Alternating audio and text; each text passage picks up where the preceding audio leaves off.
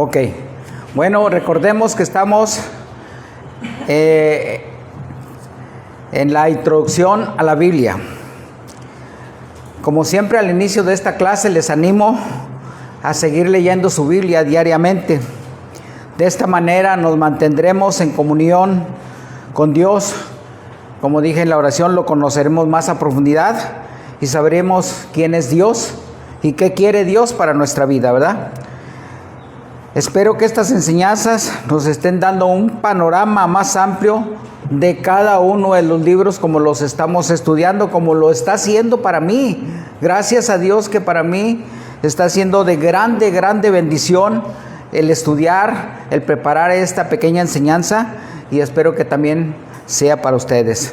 Y les animo, mis hermanos, hermanas, a preguntar si durante la semana se encuentran con alguna duda en su lectura.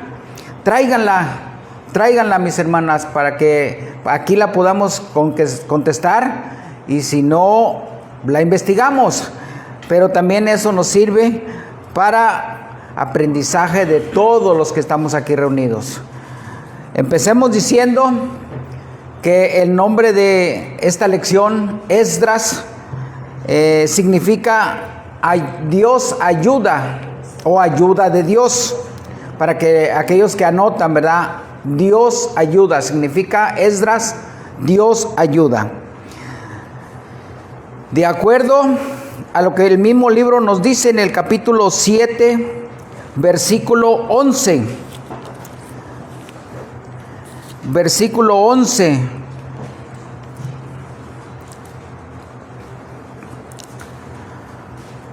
Esdras fue un escriba y un sacerdote. Dice así: esta es la copia de la carta que dio el rey Artajerjes al sacerdote Esdras, escriba estudiado en los mandamientos del Señor y en sus estatutos a Israel. Así que Esdras era un sacerdote y un escriba. Él se había preparado a conciencia para poder mantener la palabra de Dios viva y eficaz, y que él en algún momento la pudiera exponer a su pueblo. Recordemos que estamos viendo que ya el pueblo había sido exiliado a Babilonia, y ahí tuvieron mucho contacto con las tribus paganas, con muchos ídolos, con muchos dioses. Entonces el Señor quería que no se olvidaran, que en algún momento iban a regresar y que ellos no se olvidaran del Dios vivo y verdadero. Así que aquí vemos la importancia que tenía en aquellos días. Precisamente vamos a ver las genealogías y el templo, porque recordemos que desde Crónicas vimos que este escritor, este sacerdote, se iba a enfocar en todo lo que significaba el templo, en la adoración, todo lo relacionado a la adoración en el templo, todas las costumbres, todo, para que no se le olvidara al pueblo. El libro de Esdras nos da un relato del regreso del pueblo judío del exilio. Después de muchos años de estar en el exilio, este libro nos va a narrar todo lo que aconteció en esos tiempos. Y nos va a narrar también cómo es que regresa el pueblo a la tierra de Jerusalén, a su pueblo, y vienen nuevamente a reedificar el lugar de adoración. Pero resulta que cuando regresan, se encuentran que su tierra ya estaba saturada de tribus paganas.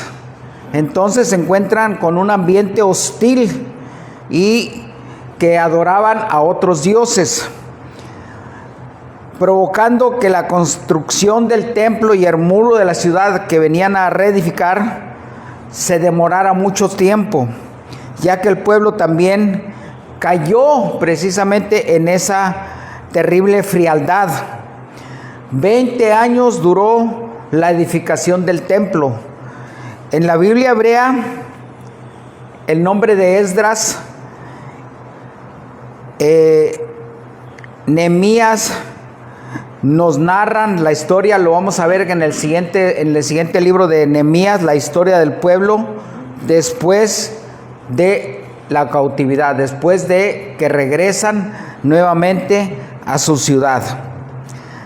Los últimos libros del Antiguo Testamento, los profetas Ageo, Zacarías, profetizaron durante este periodo de la reconstrucción. Lo vamos a ver ahorita en una gráfica que les voy a mostrar, en una pequeña gráfica que les traigo por ahí, y ustedes van a ver el tiempo en donde estuvieron estos profetas hablando de parte de Dios.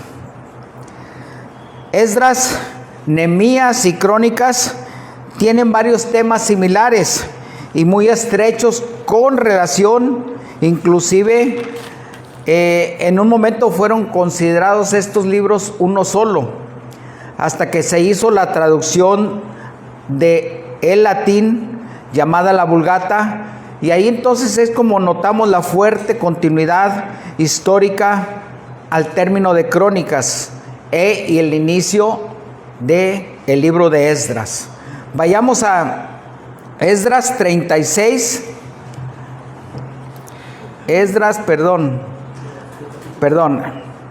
Vayamos a Crónicas 36, ya lo vimos en alguna ocasión, el término de Crónicas 36, 22, segunda de Crónicas, por favor. Segunda de Crónicas 36, 22 y 23, y otro y yo les voy a leer, ahí va a estar segunda de Crónicas, y yo les voy a leer el primer libro de Esdras, del 1 al 3. Y vamos a ver la continuidad que hay. Ya lo vimos la semana pasada, pero lo vamos a volver a repetir. Ya están ahí en segunda de Crónicas 36, ahí está en la pantalla.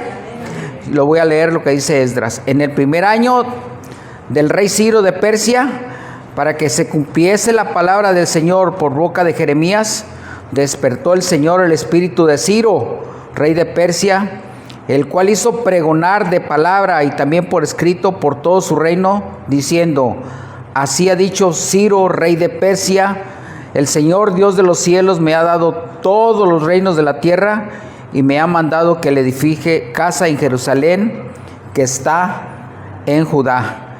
Quien hay entre ustedes de su pueblo, sea Dios con él, y suba a Jerusalén que está en Judá, y edifique la casa del Señor, Dios de Israel. Él es el Dios, el cual está en Jerusalén. Y ahí ven ustedes la similitud de lo escrito al final del segundo libro de Crónicas y el inicio del libro de Esdras. Entonces, por eso eso nos da una idea de que es una continuidad, ¿verdad? Sí vimos la continuidad, lo igual, la similitud que hay, ¿verdad? Bueno, vamos a ver quién fue el autor de este libro y la fecha probable. Como ya lo dijimos, la autoría más probable es que lo haya escrito el libro de Esdras, que fue escriba y sacerdote, quien tuvo acceso a muchos documentos históricos, aunque como ya también lo comentamos, esto no tiene mayor relevancia.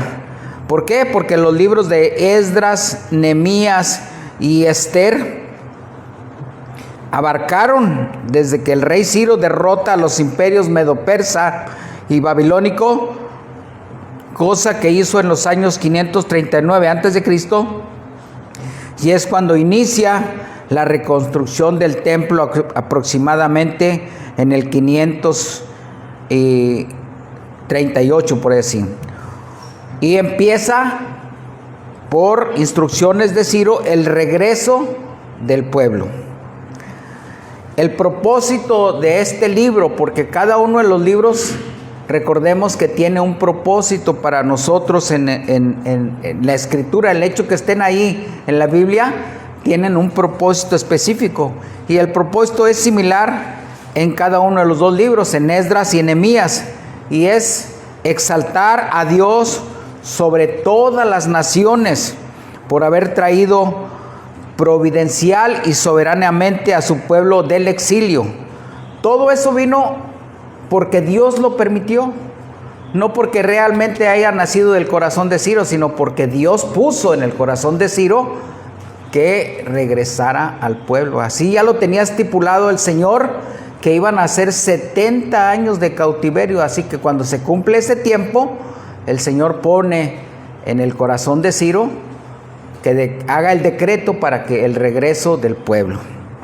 Así que recordemos que no todo es la obra del hombre, sino que todo es obra de Dios. Todo, desde aquella antigüedad hasta nuestra actualidad, todo lo que vemos nosotros, todo lo que estamos pasando diariamente, el hecho de que estemos aquí reunidos, todo es obra de Dios. Y ese es el propósito, que estemos también aquí reunidos, exaltar su nombre sobre todas las naciones, sobre todo lo que hay alrededor, ¿verdad? Así, ese era el propósito de Dios, exaltarlo, porque muchas naciones que estaban no solamente alrededor de Persia, sino alrededor de Jerusalén, iban a ver lo que Dios estaba haciendo con su pueblo, y así que los trajo de regreso, y ellos traían ya en su corazón que venían a la reconstrucción del templo, trayéndolos de vuelta a su pacto también, porque no solamente era traerlos, sino que ellos regresaran al pacto con el que el Señor ya había hecho con ellos, ¿verdad? Y les permite la reconstrucción del templo y volver a reunirse para exaltar el nombre de Dios. El tema principal del libro es la fidelidad de Dios al permitir el regreso del pueblo a su tierra y la reconstrucción del templo y ceremonialmente al culto y a la adoración. Así que son dos temas principales: el regreso y la reconstrucción del templo. Todo esto, mis hermanos, los distinguía de los demás pueblos. ¿Por qué? Porque realmente eso los distinguía a ellos como pueblo de Dios. Aunque ellos ya tenían mucha idolatría, aunque ellos adoraban muchos dioses y tenían grandes imágenes de grandes dioses, pero no hacían nada a esos dioses. Pero Dios se mostraba de muchas formas con el pueblo. Los llevó al exilio precisamente por la rebeldía del pueblo, y les dijo: 70 años estarán, y 70 años regresaron. Y la semana pasada vimos por qué regresó a la tribu de Judá. ¿Alguien recuerda por qué regresó a la tribu de Judá? Porque iba de ahí salir la genealogía del Señor. Así es, ¿verdad? Vimos que todas las tribus del norte, lo que era Israel, esos fueron esparcidos y ya no regresaron. Sin embargo, el Señor permitió que la tribu de Judá regresara, porque de ahí iba a venir el Mesías, de esa tribu, de las generaciones subsiguientes iba a venir el que sería el Salvador del mundo y el que es nuestro Salvador hasta hoy. Así que no olvidemos, esos temas son muy importantes que nosotros los tengamos en nuestra memoria, mis hermanos. La naturaleza literaria de este libro es una naturaleza igual que las anteriores, narrativa histórica, en donde nos va a descubrir muchos detalles sobre el regreso en las tres fases, porque vamos a ver que el pueblo no regresó todo junto, porque era mucho. El pueblo se había ampliado en población grandísimamente, entonces fueron regresando por fases. Ese remanente fue regresado, lo vamos a ver en cuántas fases regresó, y regresaron, como ya lo vimos, porque tenían propósitos específicos sobre la restauración del templo.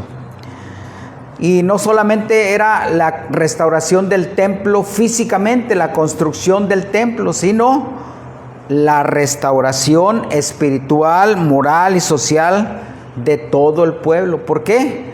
Porque sucede que nosotros nos vamos de la iglesia. ¿Y a dónde nos vamos? Nos vamos al mundo, al ratito se nos olvida quién es el Dios verdadero, se nos olvida todo lo que tenemos que hacer y todo lo que Dios ha hecho por nosotros. Y entonces así sucedió con el pueblo. Se fueron a otros lugares y se les olvidó todo lo relacionado a la ley. Entonces tendría que volver y tenía que poner Dios una persona para que les volviera a recordar todo lo relacionado con su vida espiritual. Y muchas de las veces no entendemos que nuestra vida espiritual, mis hermanos, es muy importante. Nosotros a veces nos levantamos y no le damos gracias a Dios. No tenemos una vida espiritual relacionada con nuestro Creador. Nos levantamos a veces, como dijéramos, a veces como si no conociéramos nada y confiando en nuestras propias fuerzas, pero recordemos que tenemos un Creador y que un día nos llamará a juicio. Así que no debemos de olvidar que tenemos una vida espiritual, no solamente una vida cotidiana física, sino tenemos una vida espiritual. Y esa es la que tenemos que fortalecer constantemente. Al venir a la iglesia, a leer nuestra Biblia y al tener en oración una comunión con Dios, fortalecemos nuestra vida espiritual. La estructura del libro, mis hermanos, otra parte del estudio de este libro. Originalmente, Dios había sacado a su pueblo Israel de la esclavitud de Egipto en el Éxodo. Ya lo vimos que Él, por medio de Moisés, sacó al pueblo de Egipto, de la esclavitud. Cientos de años más tarde, antes de los acontecimientos de Esdras, Dios les vino advirtiendo durante muchos años a través de profetas que si escogían quebrantar su pacto, Él volvería a permitir que otras naciones los llevaran como esclavos. Les advirtió a través de muchos profetas: arrepiéntanse,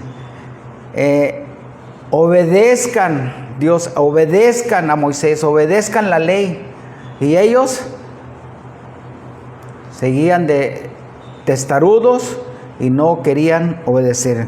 Vamos a ver lo que les advirtió por medio del profeta Jeremías en el capítulo 2, más adelante por medio del profeta Jeremías, capítulo 2, Jeremías, capítulo 2, del 19 al 28 lo voy a leer, por ahí síganme con su mirada en la pantalla, por favor, del 19 al 28. Dice así: tu maldad te castigará y tus rebeldías te condenarán. Sabe pues y ve cuán malo y amargo es el haber dejado tú al Señor tu Dios y faltar mi temor en ti, dice el Señor Jehová de los ejércitos, porque desde muy atrás rompiste tu yugo y tus ataduras y dijiste: no serviré. Con todo esos, sobre todo collado alto y debajo de todo árbol frondoso, te echabas como ramera. Te planté de vid escogida, simiente verdadera toda ella. ¿Y cómo pues te me has vuelto sarmiento de vida extraña? Aunque te laves con lejía y amontones jabón sobre ti, la mancha de tu pecado permanecerá aún delante de mí, dijo el Señor. ¿Cómo puedes decir: no soy inmunda, nunca anduve tras los Baales? Mira tu proceder en el valle, conoce lo que has hecho, dromedaria ligera que tuerce su camino, asna montés acostumbrada al desierto, que en su ardor olfatea el viento. De su lujuria, ¿quién la detendrá? Todos los que la buscaren no se fatigarán, porque en el tiempo de su celo la hallarán. Guarda tus pies de andar descalzos y tu garganta de la sed. Mas dijiste: no hay remedio en ninguna manera, porque a extraños he amado, y tras ellos he de ir. ¿Cómo se avergüenza el ladrón cuando es descubierto? Así se avergonzará la casa de Israel. Ellos, sus reyes, sus príncipes, sus sacerdotes y sus profetas, que dicen a un leño: mi padre eres tú, y a una piedra tú me has engendrado? Porque me volvieron la cerviz y no el rostro, y en el tiempo de su calamidad dicen, levántate y líbranos. 28. ¿Y dónde están tus dioses que hiciste para ti? Levántense ellos a ver si te podrán librar en el tiempo de tu aflicción, porque según el número de tus ciudades, oh Judá, fueron tus dioses. Fíjense de qué forma el Señor los reprende y cómo les habla fuerte por medio del profeta, pero ni aún así entendían. Ni aún así querían volverse de sus malos caminos. Y mire cómo les dice, díganle a un leño, a algo que está hecho de un pedazo de tronco, le dicen, mi padre eres tú. Y dice a una piedra, algo que una estatua que hacen con un pedazo de piedra o con un pedazo de barro, tú me has engendrado, le dicen. Fíjense qué fuerte les habla. Entonces la Biblia nos revela las verdades de quién es Dios y cómo reprendía a su pueblo. Israel y Judá, ya vimos que el Señor primero los tenía como una sola nación.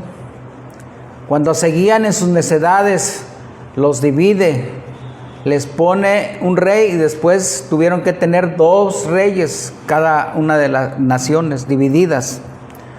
Decidieron rechazar a su Señor y participar de la adoración de dioses extraños y realizar actos abominables para disciplinar a Israel y Judá que se hacían alejado de él.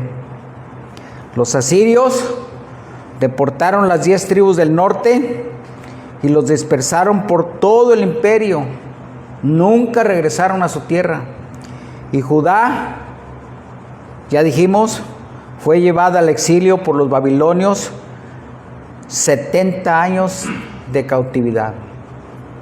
Y ya vimos por qué el Señor a esa nación la dividió, porque seguían en sus delitos, seguían en su pecado y nunca quisieron atender la voz de Dios por medio de los profetas.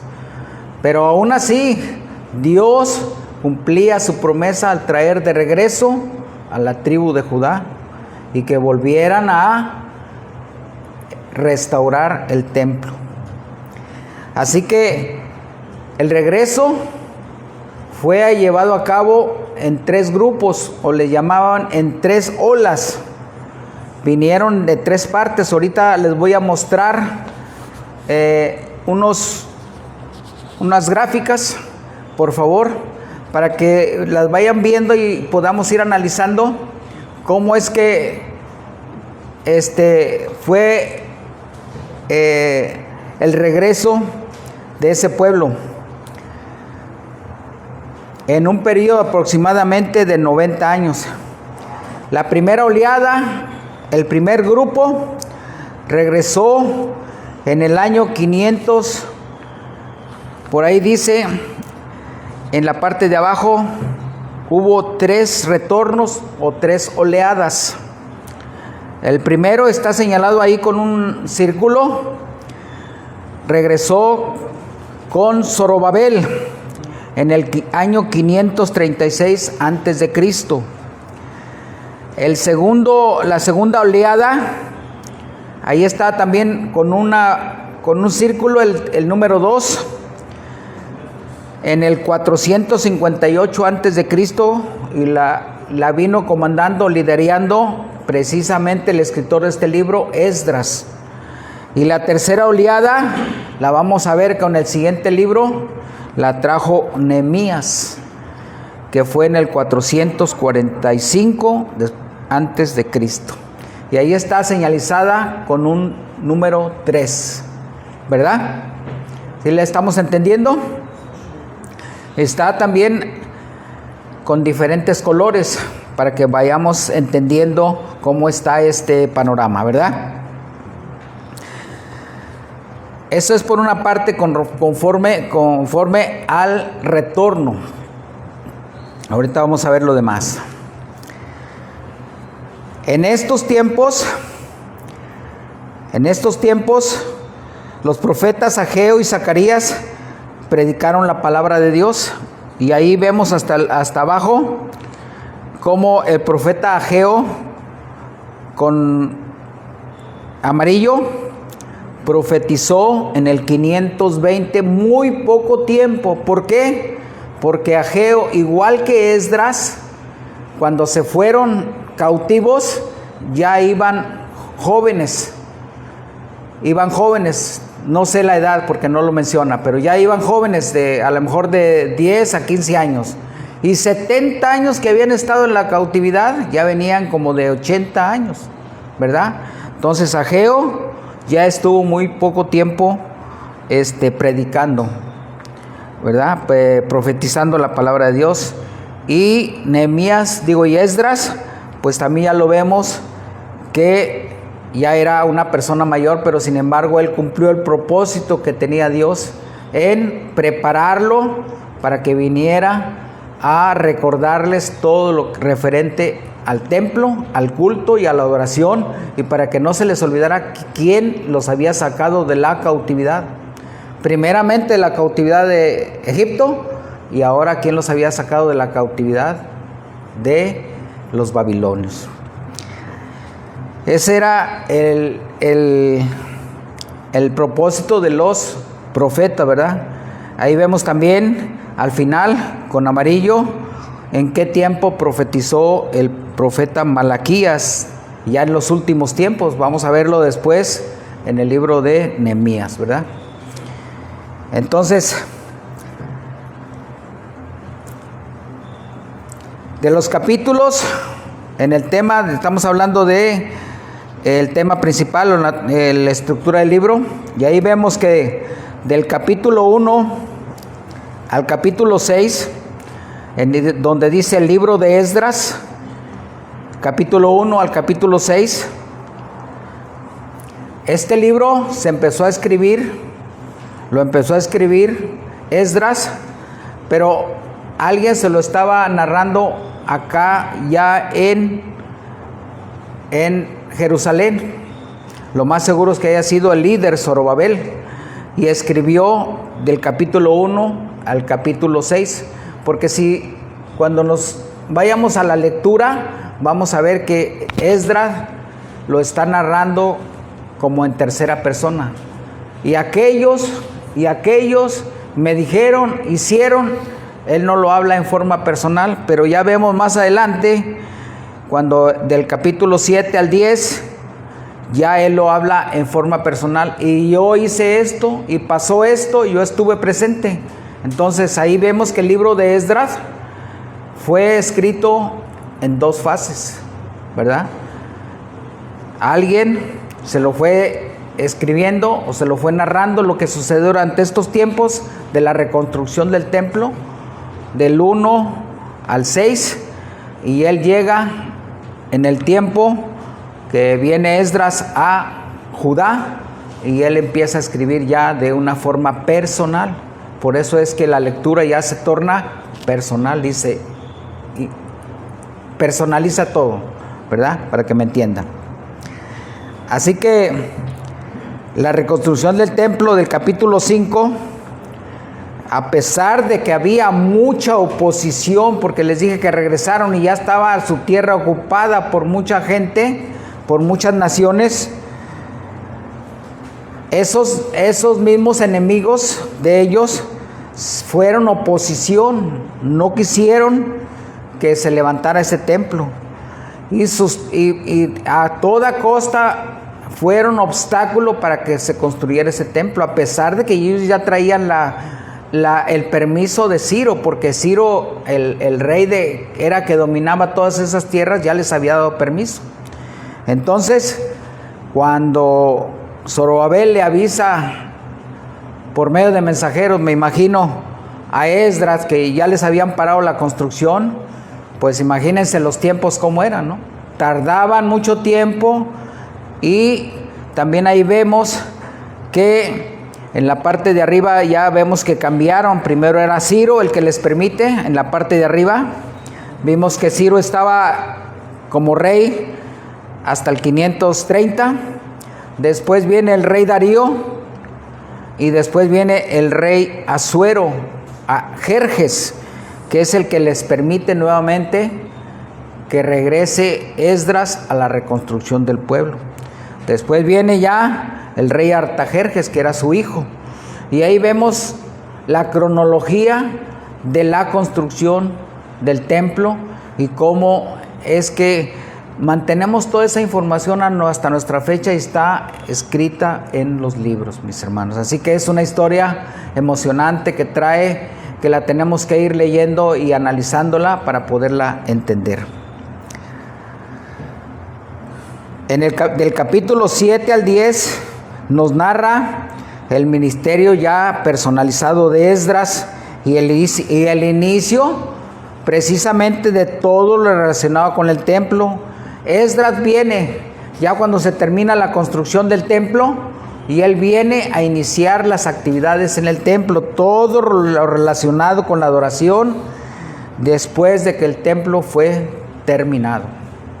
Para ellos, recordemos que también lo vimos la semana pasada, para ellos el templo era muy importante, porque si ellos tenían un templo, se manifestaba que la presencia de Dios estaba con ellos.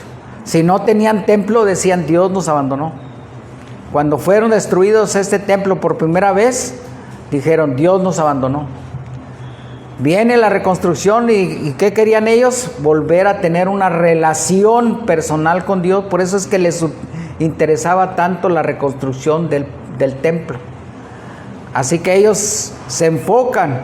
Cuando los detienen, pues se desaniman y empiezan a caer en muchas incorrecciones, muchas irregularidades. ¿Por qué? Porque finalmente todo el pueblo era igual que nosotros, igual que el hombre de antaño, igual que ahora. Si no tenemos recato en cuanto a andar a veces haciendo cosas incorrectas, cosas que le desagradan a Dios, igual la mujer, ¿verdad? Se relacionaban hombres en los pueblos con otros pueblos, los varones con otras mujeres, y una serie de incorrecciones que no eran agradables a Dios. Así que la mano del Señor, mientras tenían un templo, la mano del Señor sentía a los judíos que estaba con ellos. Y se reavivó cuando viene Esdras, se reaviva el espíritu de adoración y el templo inicia nuevamente sus actividades de adoración al templo. Entonces Esdras viene como sacerdote y vuelve a establecer todo lo que es el culto, todo lo que viene hasta restablecer la tribu de Judá, y viene a restablecer la tribu de los levitas, ¿verdad? Así que estos son más o menos la estructura de los temas del libro, ¿verdad? Del capítulo 1 al 6 y del capítulo 7 hasta el 10, que tiene 10 capítulos este libro. Temas teológicos que son los más importantes, los que nos deben de interesar a nosotros mucho, mis hermanos. ¿Por qué? Porque ¿dónde vamos a encontrar precisamente a Dios? Al leer este libro Esdras, observaremos algunas características de Dios que nos animarán en nuestra propia vida. Primero, Él es el Dios único y verdadero sobre todos los dioses paganos de los demás pueblos. Dios se manifestaba de una forma maravillosa, porque Dios, desde que llegaron a la tierra prometida, les entregó la tierra, y les entregó una tierra fructífera, donde dice la palabra de Dios, donde fluía leche y miel. Había mucha abundancia de frutos, había mucha abundancia de ganados, de pasto para el ganado, y ellos tuvieron abundancia de todos. El pueblo israelita tuvo mucha abundancia y se manifestaba en mucho el ganado que tenían. La persona que tenía mucho ganado tenía que tener muchos siervos para que atendieran al ganado, y entonces ahí se veía la prosperidad del pueblo. Pero cuando sentían que ya se iba acabando todo, ellos recurrían al templo a ver qué era lo que pasaba, ¿verdad? Así que ellos tenían esa manifestación de que Dios estaba con ellos. Pero ¿qué pasaba?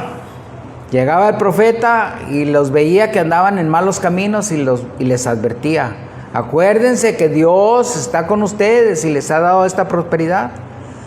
Como en los tiempos de Salomón, fueron 40 años de prosperidad, pero se murió Salomón y a pesar de que fue pecador, empezaron a resbalarse de una manera tremenda, ¿sí? Se dividió el pueblo y fue de que desaparecieron las tribus del norte, mis hermanos. Así que tengamos mucho cuidado a veces con nuestra desobediencia. Dios es un Dios perdonador, mis hermanos, y que restaura a aquellos que se arrepienten sinceramente. ¿Por qué decimos que Dios es un perdonador? Dios no ve los pecados que tenemos, porque algunos en nuestra vida pasada cometimos pecados tremendos. Sin embargo, Dios no ve nuestro pecado, Dios ve nuestro arrepentimiento, ve nuestro corazón. Él quiere que a partir de aquí para adelante busquemos a Dios verdadero. A Él no le interesa que en nuestra vida pasada lo que fuimos borrachos, fuimos fornicarios, fuimos drogadictos, fuimos rateros, fuimos muchas cosas, mentirosos. Desde niños empezamos a mentir, pero eso no le interesa. Le interesa que es a partir de este momento que ya conocimos a Cristo, que conocimos a Dios, a partir de ahí haya un verdadero cambio en cada uno de nosotros, ¿verdad? Esdras nos enseña sobre el poder de la oración y la dependencia. Fíjense bien, también ahí hay una parte en donde la vamos a ver ahorita, cómo Esdras nos enseña el poder de la oración y la dependencia total de Dios. Esdras y Nehemías recurrieron a la oración cuando enfrentaron desafíos y dificultades. Lo debemos buscar siempre en todas las áreas de nuestra vida. Cuando vayamos a salir, orar. Cuando vayamos a comer, orar. Cuando nos levantemos, orar. Cuando termine nuestro día, orar. Cuando empecemos alguna actividad, orar. Y todo el momento, orar, porque Él es el que nos está viendo. Y Él quiere ver nuestro corazón. Él no quiere ver lo físico. Él no ve si soy feo, si soy guapo, si soy alto, si soy gordo. Él no ve eso. A Él no le interesa lo físico. A Él le interesa nuestro corazón, cómo esté de limpio, cómo esté de arrepentido ante Él. Dios es soberano sobre todos los pueblos y gobernantes. Él controla todos los acontecimientos para sus propios propósitos. A pesar de la oposición que había en ese lugar, Dios tenía el control. Dios sabía que al regresarlos de la cautividad iban a tener esa oposición. Sin embargo, Dios les dijo: ustedes vayan, ustedes van a terminar ese templo, y lo hicieron. A pesar de la oposición, Dios tenía el control. Dios así cumplirá las promesas y procederá con cada uno de nosotros como su pueblo. Si ahora verdaderamente nosotros estamos siendo considerados el pueblo de Dios, mis hermanos. Eso es con respecto a la teología, mis hermanos, con respecto a la doctrina de Dios. Esa es la teología. Con respecto a la cristología, sabemos que la cristología, bueno, pues es la doctrina sobre Cristo. Y eso lo vemos: el regreso de Judá a su tierra ilustra el perdón incondicional ofrecido de manera suprema a través de Cristo. Dios preservó a la línea genealógica de la cual iba a venir Jesús. Por eso es que Dios, si había prometido desde el principio, había prometido que iba a mandar un Salvador, Él tenía que cumplir con esa promesa y la cumplió. Así que Él preservó a la línea genealógica, no porque aquellos hayan sido más obedientes o que hayan sido escogidos, preferidos por Dios, no, porque de ahí iba a venir el Salvador y Dios cumpliría su promesa con ellos. Así que entendamos esto, mis hermanos. Por eso ahí vemos la revelación de Cristo, ¿verdad? Amartología y Antropología. Este libro también nos enseña sobre la importancia de separarnos del pecado, mis hermanos. Después de muchos años de estarle advirtiendo por medio de los profetas sobre el pecado y sobre el pecado que cometemos nosotros con Dios, ¿verdad? A veces decimos, he ofendido a mi hermano, pero realmente al ofender a un hermano, al ofender a alguna persona, a quien estamos ofendiendo es a Dios. Así que eso es lo que Él quiere, que reconozcamos que hemos ofendido a Dios. Después de regresar de Jerusalén, el pueblo tuvo que enfrentar el desafío de purificarse, porque como les decía hace un rato, llegaron los varones, llegaron los pueblos, llegaron las tribus, ¿y qué pasó? Empezaron a buscar mujeres para sus hijos y empezaron a buscar hombres para sus hijas de los pueblos que estaban ahí alrededor, siendo que la ley de Moisés les decía bien clarito que no se unieran con otros pueblos. ¿Por qué? Porque como le pasó a Salomón, se hizo de mujer de la hija del faraón. ¿Y qué hizo Salomón? Inmediatamente se fue tras los ídolos de aquella mujer. Entonces Dios por eso les ponía en claro: manténganse unidos, cásense entre ustedes para que sigan la misma doctrina. Así que, ¿qué hicieron? Luego se matrimoniaron con mujeres no judías, con mujeres extranjeras. Vayamos al capítulo 10, por favor, de Esdras.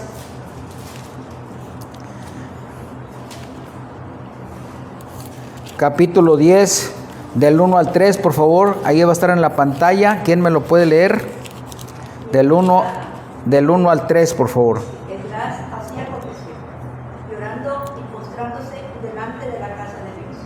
Se juntó a él una muy grande multitud de Israel, hombres, mujeres y niños, y lloraba el pueblo amargamente.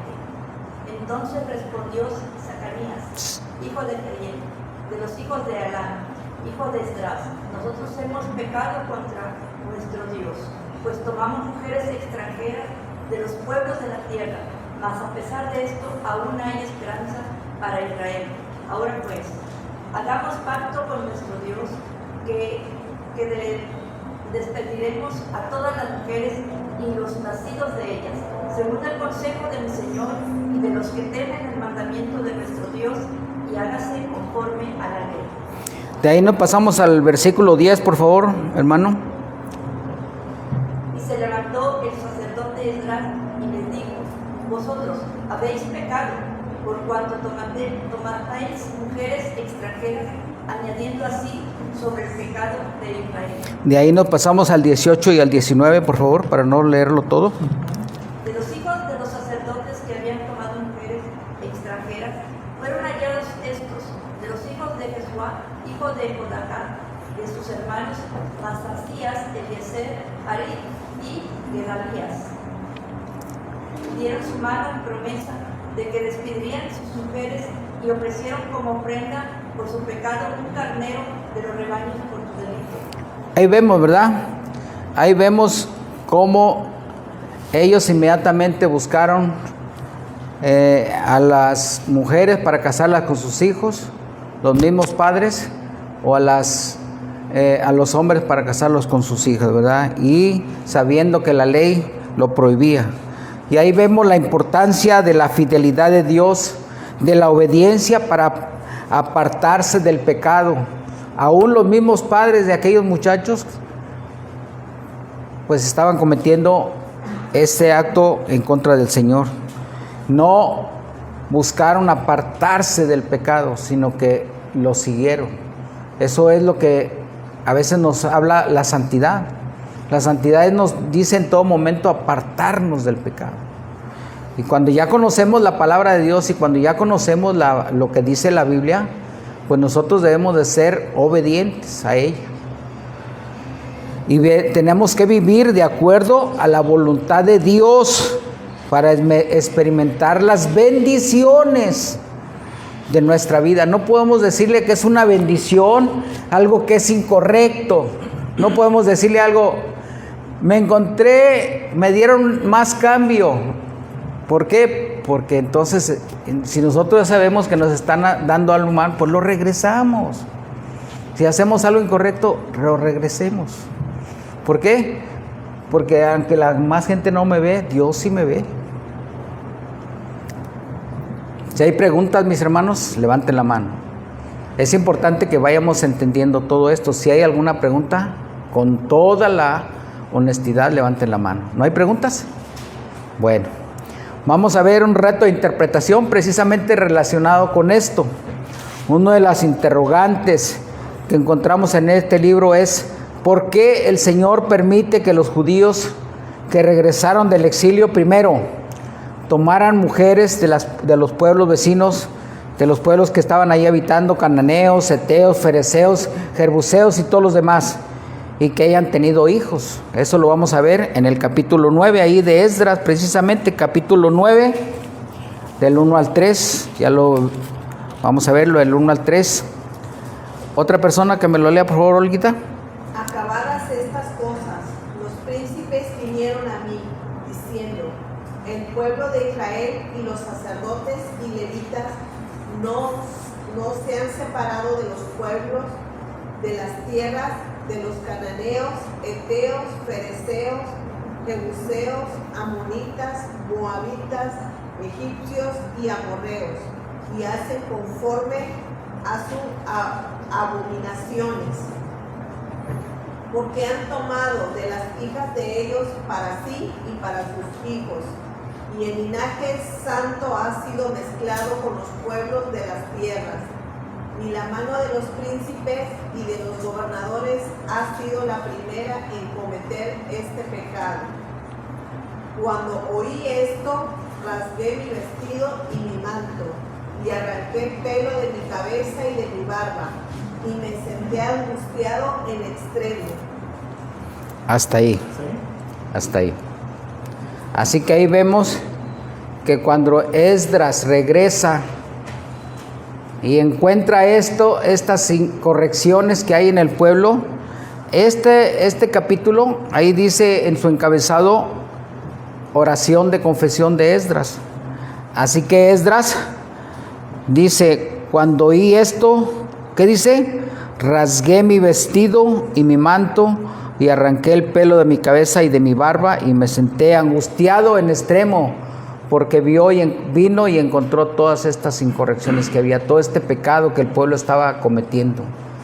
Él, siendo sacerdote, sabía que eso no le agradaba a Dios.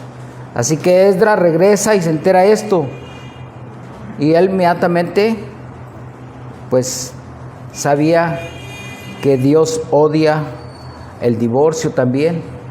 Por un lado, estaban haciendo algo porque se estaban relacionando con otros pueblos paganos, pero por otro lado, el reto de interpretación es ¿por qué Dios?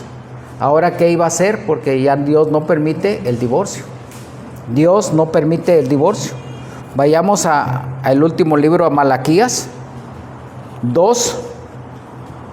Malaquías 2, 15 y 16, por favor. ¿Me lo puede leer, hermanita Nere? No hizo él uno, habiendo en él abundancia de espíritu. ¿Y por qué uno? Porque buscaba una descendencia para Dios. Guardaos pues en vuestro espíritu y no seáis desleales para con la mujer de nuestra juventud. ¿El otro? Porque el Señor Dios de Israel ha dicho que Él aborrece el refugio y al que cubre de iniquidad sus vestidos. Dijo el Señor de los ejércitos: guardad pues en vuestro espíritu y no seas desleales. Así es. Ahí por medio de este profeta Malaquías, él les dice ahí que él no estaba correcto lo que hacía el hombre muchas de las veces, porque despreciaban a la mujer. Y para él era muy fácil decir, bueno, te doy carta de divorcio porque ya me conseguí otra mujer más joven. Entonces él les dice, no, eso no es correcto. Así que ahora Esdras se encuentra en esa disyuntiva. Dice, ya se juntaron y muchos de ustedes ya tienen hijos, ¿ahora qué hago? Y entonces él se va en oración. Él se va en oración, ¿verdad? Y entonces le podemos también recordar que la ley de Moisés era muy clara en ese aspecto. No mezclarse con mujeres paganas. Y eso está en el libro de Éxodos y en el libro de Deuteronomios, porque ahí les da todas las leyes referente al matrimonio. Ya que serían arrastradas por esas mujeres a adorar a sus dioses, como lo hizo Salomón. Esdras se encuentra en esa disyuntiva. Decide orar para tomar una mejor decisión. Y la solución, según la ley, sería, según la ley que está en Éxodo y Deuteronomio, ¿cuál creen que sería lo que tendría que decir la ley? ¿Cuál era lo que tenía que, la decisión que tenía que tomar Esdras? Hermano, ¿cuál era la decisión que tenía que tomar? Acerca del matrimonio entre ¿Sí? uno desigual. De acuerdo a la ley. Según la ley, tendría que matar a todos los involucrados, maridos, mujeres y hasta los hijos. Apedrearlos. Esdras 9, 6 y 7. Lo voy a leer. Esdras 9, 6 y 7. Y dije, Dios mío, confuso y avergonzado estoy para levantar, oh Dios, mi rostro a ti, porque nuestras iniquidades se han multiplicado sobre nuestra cabeza y nuestros delitos han crecido hasta el cielo. Desde los días de nuestros padres hasta este día hemos vivido en gran pecado, y por nuestras iniquidades nosotros, nuestros reyes y nuestros sacerdotes, me perdí. En manos de los reyes de la tierra a espada, han sido entregados en manos de los reyes de la tierra a espada, a cautiverio, a robo y a vergüenza que cubre nuestro rostro como hoy en día. De ahí nos vamos al versículo 14. Hemos de volver a infringir tus mandamientos y a emparentar con pueblos que cometen estas abominaciones. ¿No te indignarías contra nosotros hasta consumirnos sin que quedara remanente ni quien escape? 15. Oh Señor Dios de Israel, tú eres justo, puesto que hemos quedado un remanente que ha escapado como en este día. Henos aquí delante de ti en nuestros delitos, porque no es posible estar en tu presencia a causa de esto. Esdras está orando de esta forma y él, conforme a su oración, sabe que de ellos vendría el Mesías. Esto debe de haber sido muy doloroso para muchas familias, él lo sabe, pero de esta manera se exalta la misericordia de Dios y su fidelidad.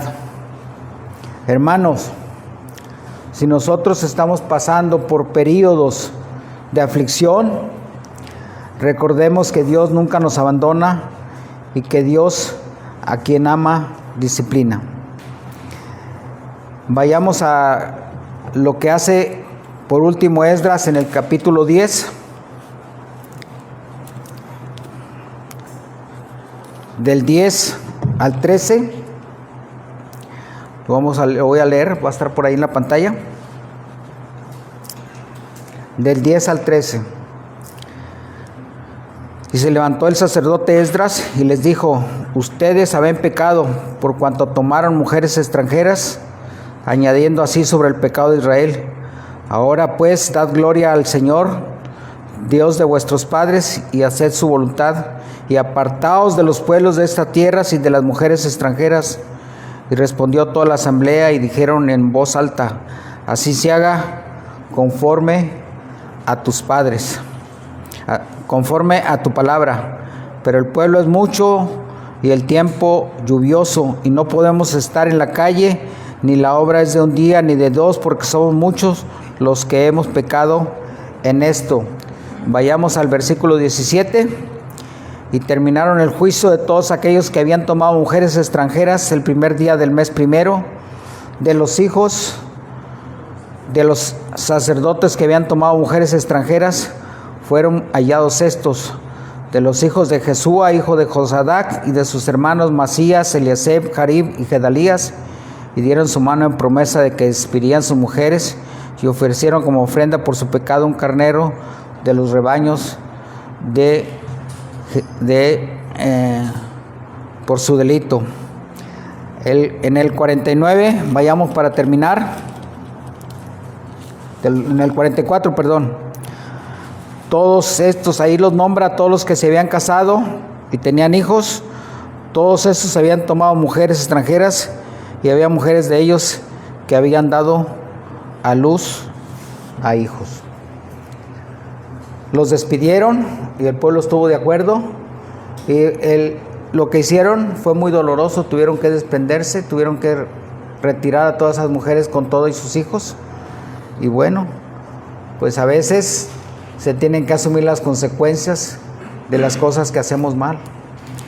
Eso es lo que nos enseña la palabra del Señor, es lo que nos enseña este libro, y eso es un reto de interpretación que tenemos que ir conociendo lo que nos enseña el Señor. Hemos aprendido hoy que cuando cometemos pecado, todo pecado traerá consecuencias, y a veces esas consecuencias van a ser muy, muy dolorosas, mis hermanos. ¿Hay alguna pregunta, mis hermanos? Con toda confianza, en su lectura diaria, por favor, les pido que tomen nota. Si hay alguna duda, tomen nota de esas dudas, las traigan para contestarlas, y así podamos aprender todos de alguna manera, mis hermanos. Si no hay más preguntas, vamos a orar para terminar. Bendito Señor Padre, te agradecemos por esta enseñanza, Señor, que nos has permitido. Señor, gracias porque, Señor, yo principalmente te tengo que agradecer porque me estás permitiendo, Señor, aprender más de ti, conocerte a ti, Señor. Igual, Señor, te pido que mis hermanos, Señor, en sus casas puedan ir reflexionando sobre estos libros, Señor. La enorme importancia que tienen las genealogías, la enorme importancia que tiene, Señor, tu pueblo, Señor, que tú lo has preservado desde la eternidad pasada hasta la eternidad presente, Señor, y que ahora, Señor, como tu pueblo, tenemos que seguir siendo obedientes a tu bendita palabra, Señor. Tú tienes todo el control, Señor, y para ti es toda la gloria y la honra. Gracias, Señor, en el nombre de Cristo te lo pedimos, amén. Gracias a Dios.